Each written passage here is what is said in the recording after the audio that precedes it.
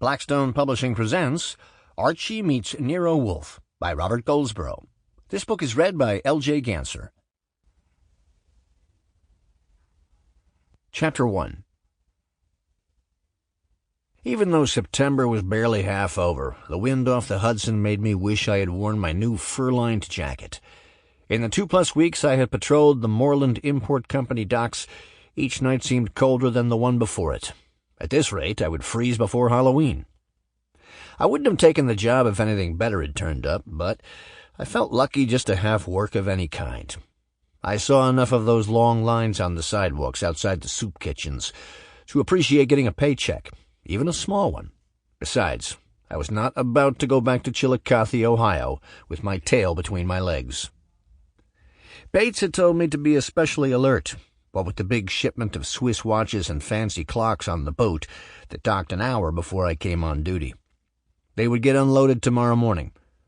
"Probably nothing will happen, kid, but we don't want to take no chances," he said, patting me on the shoulder.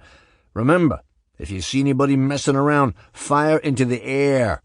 That'll bring the cops soon enough and scare 'em away." I fingered the revolver nestled in the holster on my hip. Although I had hunted ducks with a shotgun along the rivers back home with my father, I had never used a pistol and figured I wouldn't have to on this job. I had just finished my third circuit of the long pier and found myself staring at the lights of New Jersey across the river when I heard a sound like the scuffing of a shoe somewhere behind me.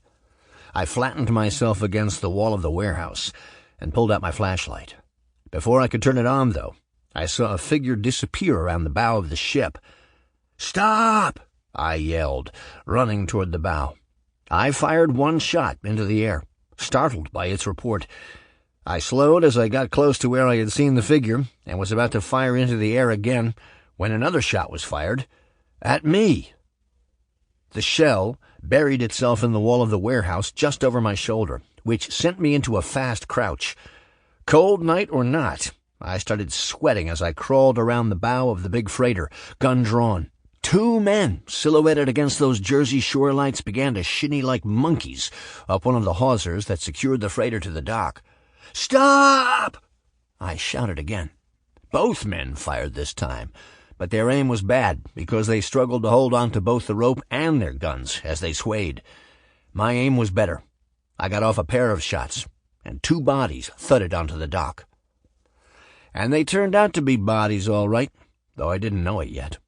I approached them with my revolver still drawn, but relaxed when I saw that their guns were several feet from them, and they were... Sample complete. Ready to continue?